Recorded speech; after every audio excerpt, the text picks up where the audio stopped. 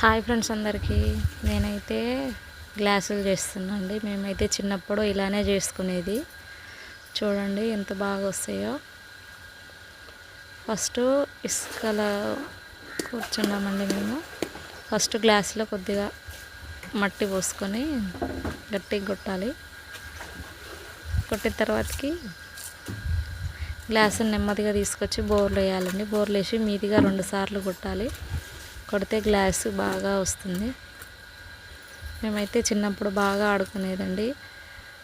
ఇసుక తడిసినప్పుడల్లా మేము దీంట్లోనే కూర్చొని ఊకే గ్లాసులు, చిన్న చిన్న గిన్నెలు అవి ఇవి తయారు చేస్తూ ఉండేది.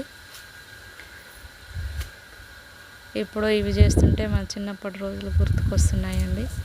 వర్షం పడితే చాలండి ఎప్పుడు ఇసుకలోనే ఉండేవాళ్ళం. చూడండి అసలు చూస్తేనే ఎంత బాగా అనిపిస్తుందో.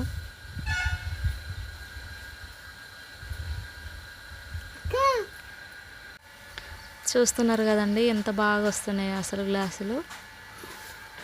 వర్షం పడినప్పుడు మట్టి ఇసుక మొత్తం పచ్చిగా అవుతుంది కదా, అప్పుడు ఊరికి ఇట్లనే ఇసుకలనే ఆడుకుంటూ ఇలానే గ్లాసులు చేసుకునేదండి. చూడండి అసలు ఎంత బాగా అనిపిస్తుంది. అసలు నాకైతే ఇప్పటి రోజులు గుర్తుకొస్తున్నాయి.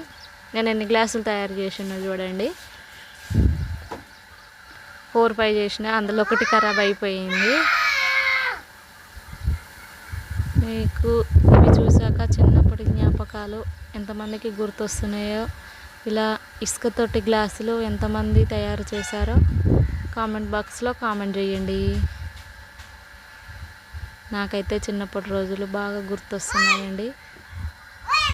మీకు కూడా అలానే గుర్తుకొస్తున్నాయా? కామెంట్ బాక్స్లో కామెంట్ చేయండి.